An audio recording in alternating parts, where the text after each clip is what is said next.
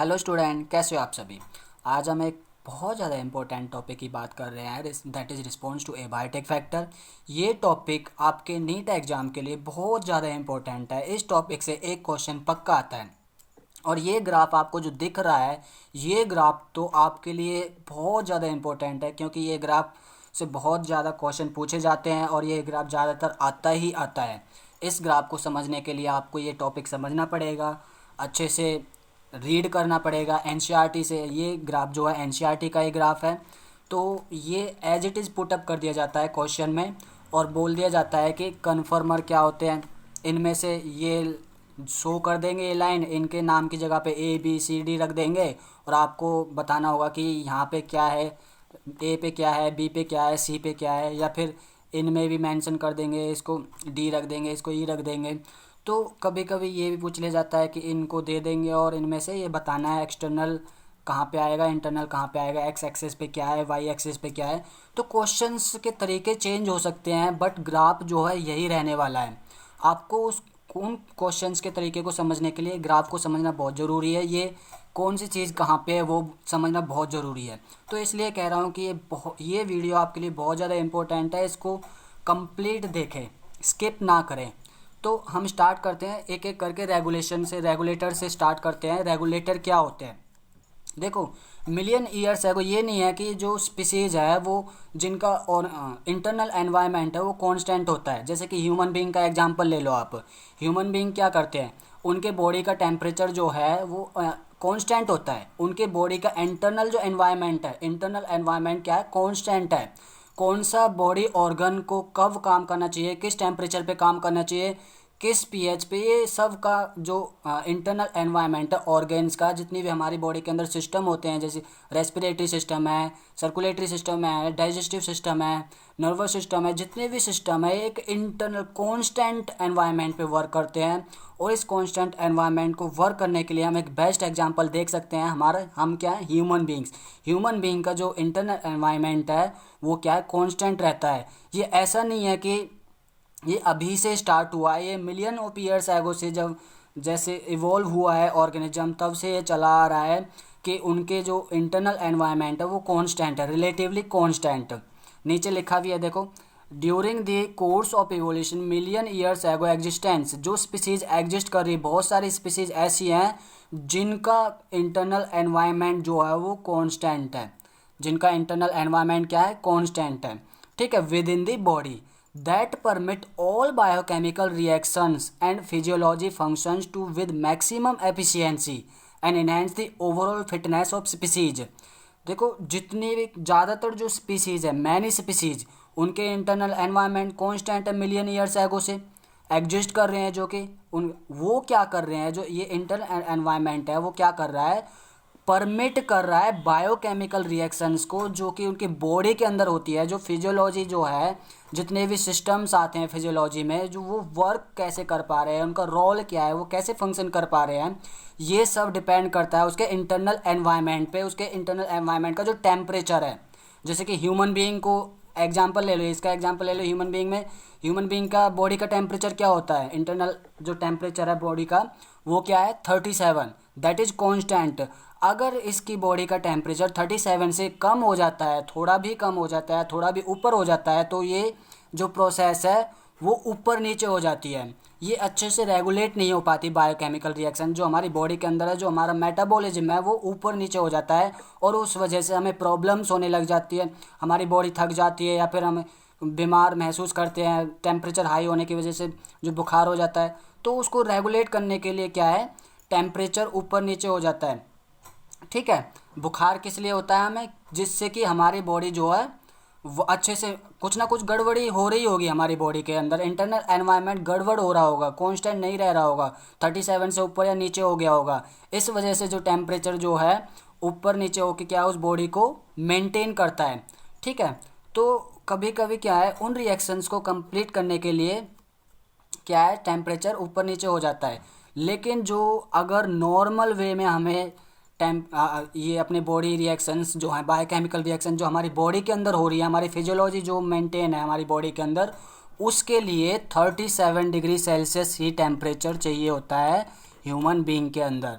इससे ऊपर नीचे हो गया तो हमारी बॉडी फंक्शंस रेगुलेट नहीं हो पाएंगी, अच्छे से वर्क नहीं कर पाएंगी।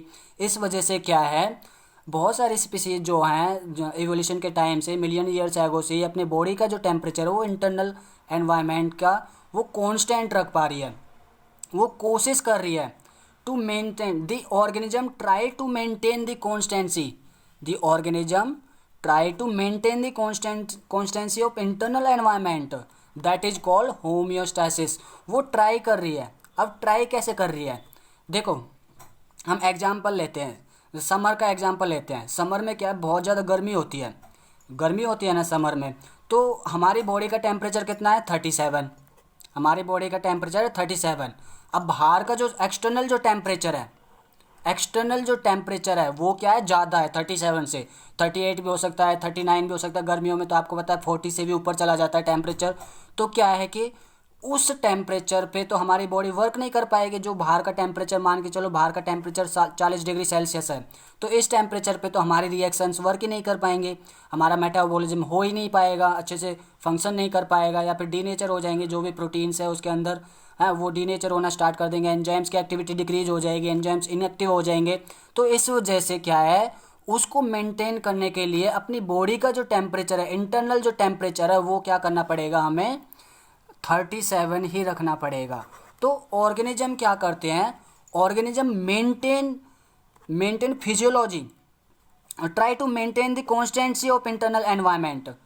जो हमारे बॉडी के अंदर का जो फिजियोलॉजी है उसको, इंटरनल एनवायरनमेंट फिजियोलॉजी को कांस्टेंट रखने के लिए, उसका एनवायरनमेंट कांस्टेंट रखने के लिए, टेम्परेचर कांस्टेंट रखने के लिए, तो वो क्या करते हैं, समर में वो स्वेटिंग करते हैं, पसीना आता है। आप लोगों को पता है गर्मियों में सभी को पसीना आता है, बहुत ज़्यादा पसीना आता है। जब वो पसीना, अब उस पसीने से क्या है, स्वेटिंग से हमारी बॉडी का टेम्परेचर कम कैसे हो जाता है ना, 37 कैसे रह जाता है, क्योंकि बाहर का टेम्परेचर तो बहुत ज़्यादा है।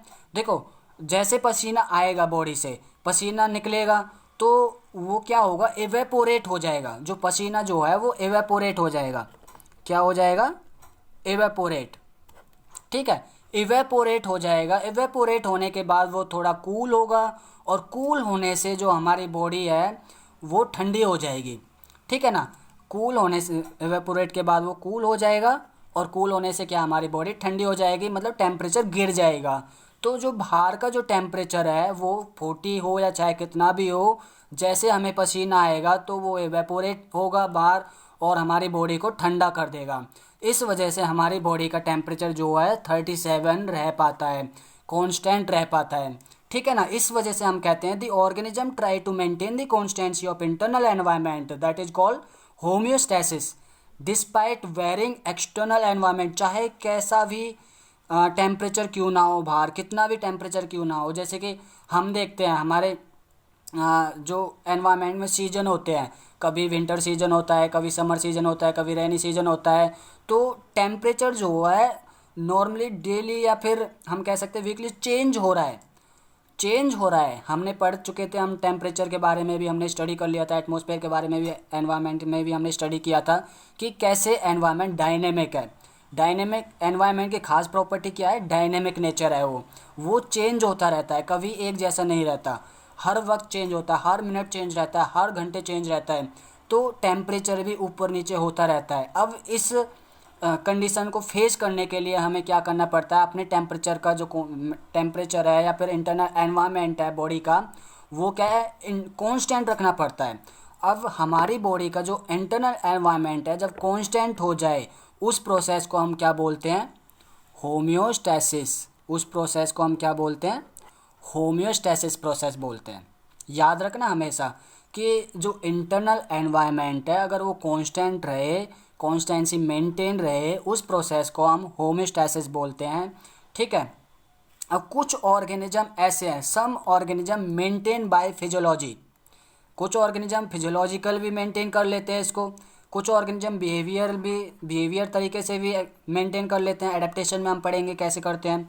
विच ensure constant body temperature and osmotic concentration, body temperature को कांस्टेंट रखते हैं और ओस्मोटिक कंसंट्रेशन को भी कांस्टेंट रखते हैं। ओस्मोटिक कंसंट्रेशन क्या है, जो हमारे बॉडी का जो ओस्मो रेगुलेशन जो होता है, ओस्मोलरिटी है, वो मेंटेन रहे, कि ठीक है ना, कि सॉल्यूट सॉल्वेंट में कितना जा रहा है, सॉल्यूशन जो है जितना भी हमारी बॉडी के अंदर लिक्विड है उसमें सॉल्यूट की कितनी मात्रा है, हाइपरटोनिक है, आइसोटोनिक है या फिर हाइपोटोनिक है। तो वो ओस्मोलरिटी भी किसके ऊपर डिपेंड करती है, मतलब इस ये जो इंटरनल एनवायरनमेंट है ओस्मोलरिटी के ऊपर भी डिपेंड करता है और टेम्परेचर के ऊपर भी डिपेंड करता है, कि मीन्स उसका जो इंटरनल एनवायरनमेंट है वो कांस्टेंट होना चाहिए, ओस्मोलरिटी जो ओस्मोलरिटी क्या है वो भी कांस्टेंट होना चाहिए, ओस्मोटिक कंसंट्रेशन भी कांस्टेंट होना चाहिए। इसी वजह से हमें क्या है, ज़्यादातर जो डॉक्टर है वो आइसोटोनिक प्रेफर करते हैं। आइसोटोनिक ड्रिंक जो होता है, एनर्जी ड्रिंक जो होता है वो आइसोटोनिक ज़्यादातर डॉक्टर प्रेफर करते हैं, क्योंकि आइसोटोनिक में ना तो सॉल्यूट की मात्रा ज़्यादा होती है ना सॉल्वेंट की मात्रा ज़्यादा होती है, तो इस वजह से क्या है दोनों इक्वल अमाउंट में रहते हैं, सेम अमाउंट में रहते हैं। इस वजह से हमारी बॉडी टेम्परेचर, अगर हमारी बॉडी में अगर आइसोटोनिक जा रहा है तो क्या है उसकी ओस्मोलरिटी को कोई अफेक्ट नहीं पहुंचाएगा। अगर हमने मान चलो हाइपरटोनिक पी लिया, कोई ड्रिंक ले लिया, एनर्जी ड्रिंक ले लिया, हालांकि ऐसा कोई ड्रिंक आता नहीं है, तो हाइपरटोनिक ले लिया तो जिसमें सॉल्यूट की मात्रा ज़्यादा है, तो वहाँ पे जाके वो उसका पीएच चेंज कर देगा, हमारी बॉडी का लिक्विड का पीएच चेंज कर देगा, सेल का पीएच चेंज कर देगा, और जिससे कि क्या एंजाइम्स वर्क नहीं कर पाएंगे और हमारी बॉडी जो है एंजाइम डिग्रेड होने लग जाएंगे, नेगेटिव होने लग जाएंगे, और हमारा मेटाबॉलिक एक्टिविटी जो है गड़बड़ कर जाएगा, ठीक है ना, इम्बैलेंस हो जाएगा। तो इस वजह से क्या हमें आइसोटोनिक ड्रिंक, एनर्जी ड्रिंक ही पीनी चाहिए। और ये क्या कर रहा है, हमारे बॉडी के इंटरनल एनवायरनमेंट को रेगुलेट कर रहा है, इसलिए ह्यूमन बीइंग्स को क्या बोला जाता है, रेगुलेटर बोला जाता है, ठीक है ना, ह्यूमन बीइंग को रेगुलेटर बोला जाता है। ये अपने बॉडी के इंटरनल एनवायरनमेंट को रेगुलेट कर रहे हैं, ठीक है। दूसरा क्या है कि पहला एग्जांपल मैंने बताया था समर का, दूसरा एग्जांपल हम देखते हैं विंटर का। विंटर में कैसे वो ऑर्गेनिज्म जो है अपने आप को रेगुलेट कर पाता है, अपने इंटरनल एनवायरनमेंट को रेगुलेट कर पाता है। अब विंटर में बाहर का जो टेम्परेचर है, एक्सटर्नल टेम्परेचर जो है वो कैसा है, कम है, बहुत ज़्यादा कम हो सकता है, 15 डिग्री सेल्सियस हो सकता है, 10 डिग्री सेल्सियस भी हो सकता है, कितना भी हो सकता है। तो इस वजह से क्या है, हमारे बॉडी से कम होने की वजह से जो है टेम्परेचर बहुत ज़्यादा, बाहर तो कम हो गया बट अंदर का जो टेम्परेचर है वो कितना है, इंटरनल जो टेम्परेचर है बॉडी का वो 37 है। तो 37 को मेंटेन करने के लिए अब बाहर का टेम्परेचर कम होने की वजह से वो बॉडी को अफेक्ट करेगा। इस वजह से क्या है, ऑर्गेनिज्म जो है ह्यूमन बीइंग क्या है ट्राई करता है, तो उस कंडीशन में वो शिवरिंग स्टार्ट कर देगा।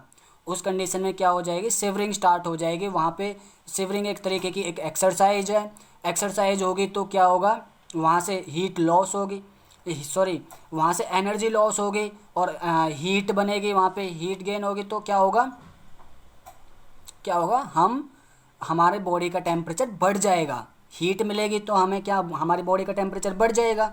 अब शिवरिंग जो है, अब मैं इसको एक्सरसाइज कैसे बोल रहा हूँ, जैसे शिवर करते हैं तो हमारी बॉडी कांपती है, हिलती है बॉडी, एक तरीके से ये एक्सरसाइज ही हो गई। एक्सरसाइज में हम क्या करते हैं, अलग अलग तरीके के व्यायाम करते हैं, अलग अलग तरीके योग करते हैं, जिम में वजन उठाते हैं या फिर जो भी है उठक बैठक जो भी पुशअप्स वगैरह करते हैं, वो एक तरीके की एक्सरसाइज है। मतलब हमारी बॉडी को हिलाना डुलाना है, उनका काम क्या है, एक्सरसाइज का मतलब हमारी बॉडी को हिलाना डुलाना है, एक जगह पे नहीं रहने देना है। तो ऐसे ही क्या हमारी बॉडी क्या करेगी, हमारी बॉडी को जैसे ही टेम्परेचर बाहर ठंडा मतलब कम हो जाएगा, बाहर का माहौल जो ठंडा है, तो वो क्या होगा, हमारी बॉडी कांपने लग जाएगी, शिवरिंग करने लग जाएगी, और कांपने से क्या है गूज बम्स आने लग जाएंगे, रोंगटे खड़े हो जाते हैं ना, और क्या है वो हीट गेन करते हैं और एनर्जी लॉस होती है। तो एनर्जी लॉस होती है तो हमेशा हीट गेन होगी, और मतलब हीट आने की वजह से क्या है, हमारी बॉडी का टेम्परेचर इंक्रीज हो जाता है। ये किसका एग्जांपल था, विंटर का एग्जांपल। इस तरीके से वो ट्राई करता है कि उसका जो कॉन्स्टेंसी है इंटरनल एनवायरनमेंट की, हमारी बॉडी की जो होमियोस्टैसिस है उसको वो रेगुलेट कर पाए। इसी ऐसे ऑर्गेनिजम्स को हम रेगुलेटर्स बोलते हैं। ऐसे ऑर्गेनिज्म एबायोटिक स्ट्रेस को क्या करते हैं, रेगुलेट करते हैं, उसको रिस्पॉन्स करते हैं, ठीक है ना। इसी वजह से हम बोलते हैं response to abiotic factor. Regulator जो है कैसे रिस्पॉन्स कर रहा है। अब इसका जो एग्जाम्पल है, जो एनसीईआरटी का जो एग्जाम्पल है वो कौन सा है, एनसीईआरटी की लाइन में कौन सा एग्जाम्पल दे रखा है, ये एनसीईआरटी की लाइन है, all birds and mammals and few lower vertebrates and invertebrates species maintain homeostasis by thermoregulation and osmoregulation. Thermoregulation मतलब टेम्परेचर को रेगुलेट करके, ओस्मो रेगुलेशन मतलब ओस्मोलरिटी को रेगुलेट करके। ठीक है, इन दो तरीके से जो है birds, mammals and few lower vertebrate and invertebrate, ये लाइन याद रखना, एनसीईआरटी की लाइन है। ये एज इट इज़ पुटअप हो सकती है आपके नीट एग्ज़ाम में। तो ये एग्जाम्पल आप लोगों के लिए बहुत ज़्यादा इम्पोर्टेंट है, तो इस लाइन को हमेशा याद रखना। और मैं तो कहता हूँ जो एनसीईआरटी के अंदर जो लाइनें हैं दे रखी हैं, चाहे वो ग्राफ हो, चाहे वो कुछ भी तरीके से न्यूमेरिकल पोर्शन में हो, कोई फॉर्मूला हो, तो उसको अच्छे से याद रखिए। इकोलॉजी में बहुत ज़्यादा इंपॉर्टेंट रोल प्ले करने वाले हैं आपके एग्ज़ाम के लिए। और ये लाइन एज इट इज़ आ सकती है कि रेगुलेटर्स का एग्जाम्पल क्या क्या हो सकता है। ठीक है, ये एग्जाम्पल हो गए birds, all birds and mammals, few lower vertebrate जो लोअर वर्टिब्रेट्स हैं, और कुछ इनवर्टिब्रेट स्पीसीज जो है अपने होम्योस्टैसिस को कैसे, इंटरनल एनवायरनमेंट को कैसे मेंटेन करती है, बाय थर्मोरेगुलेशन एंड बाय ओस्मोरेगुलेशन। ये भी पूछा जा सकता है कि वो कैसे रेगुलेट करती है, किन दो प्रोसेस से रेगुलेट करती है। ऑप्शन में आपको ये दोनों भी मिल जाएंगे और अलग अलग ऑप्शन भी मिल जाएंगे। ठीक है ना, तो याद रखना। और कई बार ऑप्शन कैसे हो जाते हैं कि मान के चलो एक पहले ऑप्शन में थर्मोरेगुलेशन और इसके साथ में और कोई प्रोसेस का नाम दे दिया हो, ठीक है, और एक बी ऑप्शन में ओस्मोरेगुलेशन और दूसरी प्रोसेस का नाम दे दिया हो, तीसरे ऑप्शन में थर्मोरेगुलेशन और ओस्मोरेगुलेशन साथ में दे दिए हो, और फोर्थ ऑप्शन कुछ भी अलग अलग दो ऑप्शन दे दिए हो। तो आपको कौन से पे टिक करना है, ये नहीं है कि आपने थर्मोरेगुलेशन देख लिया और आपको कुछ देखने की ज़रूरत नहीं है, आपने दूसरा ऑप्शन, दूसरे जो उसके साथ में था वो देखा ही नहीं। तो ऐसी गलती मत करना, ध्यान से देखना। इज नोट पे और करेक्ट और इनकरेक्ट पे, करेक्ट कई बार नोट भी दे दिया जाता है कई प्रोसेस के आगे कि ये प्रोसेस, मतलब वो कोई भी प्रोसेस हो सकती, इज नॉट, और ऑप्शन में आपको मतलब कि करेक्ट भी दे दिया जाएगा और इनकरेक्ट भी। आपको नोट वाले पे टिक करना है कि जो गलत होगा, करेक्ट वाला, इनकरेक्ट, ये कई बार बच्चे ध्यान नहीं देते इन चीज़ों पे। जहाँ पे करेक्ट, रॉन्ग और इनकरेक्ट ये वर्ड्स आ जाएं और नॉट वाला जो वर्ड आ जाए तो उसको ध्यान से सॉल्व करें, जल्दबाजी में क्वेश्चंस को ना पढ़ें और आराम से क्वेश्चन पढ़ के, अगर आपको क्वेश्चन समझ में आ जाता है कि उस क्वेश्चन में पूछा क्या गया है, तो आप क्या करोगे, इजीली आंसर पे टिक कर पाओगे। वरना आपका वो क्वेश्चन आते हुए भी आपको गलती हो जाएगी, आपसे गलत कर दोगे। तो इनकरेक्ट, करेक्ट, रॉन्ग, नॉट, इन चीज़ों पे क्वेश्चंस में बहुत ज़्यादा इंपॉर्टेंट मतलब वे में एकदम कंसंट्रेट करके ध्यान से उसको क्वेश्चंस को पढ़ें और फिर उसके आंसर को वो टिक करें आप। ठीक है ना, तो ये क्या दिया, ये क्या था, एग्जाम्पल था birds, mammals, few lower vertebrate and invertebrate. और जो सक्सेस है ना मैमल्स की, एक क्वेश्चन यहाँ पे भी बन सकता है, जो सक्सेस है मैमल्स की वो क्यों है, ये इतना एडवांस क्यों है। The success of mammal is largely due to their ability to maintain a constant body temperature. याद रखना, जो मैमल्स की सक्सेस है वो भी इनके अंदर वो कैपेबिलिटी होती है, वो एबिलिटी होती है जो कि अपनी बॉडी टेम्परेचर को वो कांस्टेंट रख सके, बॉडी एनवायरनमेंट को वो अपने कांस्टेंट रख सके। तो इस वजह से ध्यान देना इस बात पे, ये क्वेश्चन इस तरीके से भी आ सकता है इस पोर्शन में, रिस्पॉन्स टू एबायोटिक फैक्टर में, कि जो मैमल्स हैं वो सक्सेस किस वजह से है। ठीक है, ऑप्शन में आ जाएगा to their ability to maintain a constant body temperature, या फिर तीन अलग अलग तरीके के ऑप्शन आ जाएंगे, तो आपको इस ऑप्शन पे क्लिक करना है। ठीक है ना कि गलत ऑप्शन पे। अब ये ज़्यादातर मैमल जो हैं इसी मैकेनिज्म को यूज करते हैं मेंटेन करने के लिए। शिवरिंग जो है, शिवरिंग हो गई, ठीक है, स्वेटिंग हो गई, इस तरीके के मैकेनिज्म को यूज करते हैं अपनी बॉडी टेम्परेचर को रेगुलेट करने के लिए। ठीक है ना, और आपको मैंने बता दिया ह्यूमन बींग्स का जो कांस्टेंट बॉडी टेम्परेचर होता है, बर्ड्स का कांस्टेंट बॉडी टेम्परेचर होता है, मैमल्स का कांस्टेंट बॉडी टेम्परेचर होता है, मतलब वो रेगुलेट करते हैं अपनी बॉडी टेम्परेचर को। ठीक है ना, कुछ लोअर वर्टिब्रेट भी रेगुलेट करते हैं। ह्यूमन बींग का कांस्टेंट बॉडी टेम्परेचर कितना है, 37 डिग्री सेल्सियस, याद रखना 37 डिग्री सेल्सियस। ठीक है, ये था रेगुलेटर के बारे में। अब मैं उस ग्राफ को थोड़ा इस ग्राफ को मैं थोड़ा सा डिस्क्राइब कर देता हूँ आपको। देखो ये ग्राफ क्या होता है, देखो याद रखना मैंने बता दिया तो मैं इंटरनल लेवल जो है वाई एक्सिस पे होता है, एक्सटर्नल लेवल जो है एक्स एक्सिस पे होता है। ये चीज़ याद रखना कौन सी चीज़ कौन सी जगह पे है। एक्सटर्नल लेवल का मतलब जो एक्सटर्नल एनवायरनमेंट का जो टेम्परेचर है कैसे वो वेरी कर रहा है time to time. Internal level जो है हमारे बॉडी का अंदर का जो टेम्परेचर है किसी भी रेगुलेटर का, ठीक है, या फिर कोई भी कन्फर्मर हो सकता है, पार्शियल का रेगुलेटर हो, कोई भी ऑर्गेनिज्म होता है। हमने आज बात की किसके बारे में, रेगुलेटर के बारे में। देखो एक्सटर्नल टेम्परेचर जो है, एक्सटर्नल लेवल जो है वो इंक्रीज हो रहा है, वो इंक्रीज हो रहा है ना, एक्स एक्सिस पे इंक्रीज हो रहा है ना। और जो इसका जो इंटरनल टेम्परेचर है, इंटरनल लेवल है, वो क्या है, एक ही जगह पे है, एक ही जगह पे है, ठीक है। तो ये कैसा ग्राफ हो गया, कांस्टेंट हो गया, कैसा हो गया, कांस्टेंट ग्राफ हो गया, ठीक है ना। जो रेगुलेटर की बात कर रहा हूँ मैं, रेगुलेटर है वो एक्स एक्सिस पे जैसे एक्सटर्नल एनवायरनमेंट का जो टेम्परेचर वो बढ़ रहा है, लेकिन वाई एक्सिस पे देखते हैं जो इंटरनल एनवायरनमेंट है हमारी बॉडी का वो एक ही जगह पे टिका हुआ है, ठीक है। इसलिए क्या है, स्ट्रेट लाइन आ रही है। और जो ये स्ट्रेट लाइन क्या शो कर रही है, क्या शो कर रही है, एक्सटर्नल रेगुलेटर को शो कर रही है, जो कि एक्सटर्नल लेवल पे डिपेंड ही नहीं कर रही है, ठीक है ना। एक्सटर्नल एनवायरनमेंट चाहे कैसा भी हो उसका टेम्परेचर हमेशा सेम रहेगा, कांस्टेंट रहेगा। इसका ग्राफ कैसा बनेगा, रेगुलेटर्स का कांस्टेंट बनेगा, ठीक है ना। अब कन्फर्मर की हम बात करें तो इसको हम नेक्स्ट वीडियो में अच्छे से डिस्क्राइब करेंगे कन्फर्मर्स को। जो एक्सटर्नल टेम्परेचर बढ़ रहा है, एक्सटर्नल एनवायरनमेंट का लेवल बढ़ रहा है, और कन्फर्मर में जो है इसका इंटरनल एनवायरनमेंट भी बढ़ रहा है, कन्फर्मर्स का इंटरनल एनवायरनमेंट भी बढ़ रहा है। मतलब कि जो कन्फर्मर है उसके इंटरनल एनवायरनमेंट है वो डायरेक्टली प्रोपोर्शनल होता है किसके, एक्सटर्नल एनवायरनमेंट के ऊपर, ठीक है, directly proportional to the environment of external to internal, internal environment है डायरेक्टली प्रोपोर्शनल एक्सटर्नल के।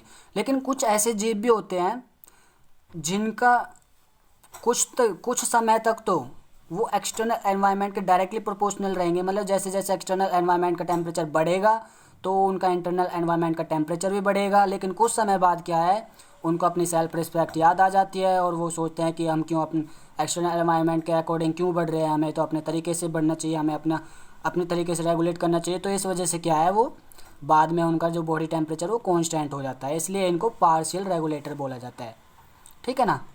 ये था रेगुलेटर के बारे में। नेक्स्ट वीडियो में हम कन्फर्मर के बारे में पढ़ेंगे। ये जो सीरीज़ है रिस्पॉन्स टू एबायोटिक फैक्टर, जो 4 फैक्टर हैं जो कि एबायोटिक को रिस्पॉन्स कर रहे हैं, वो बहुत ज़्यादा इंपॉर्टेंट है। यहाँ से एक क्वेश्चन 100% पुटअप होगा। याद से इस लेक्चर को देखना, स्किप ना करें। इस कन्फर्मर, सस्पेंड और माइग्रेशन वाले टॉपिक को पढ़ना ना भूलें, इनकी वीडियो देखना ना भूलें। इनका लिंक मैं इस वीडियो के डिस्क्रिप्शन में भी दे दूँगा, ठीक है ना, तो वहाँ से इसको देख लें, ठीक है। ये था response to abiotic factor that is regulation. Okay, thank you.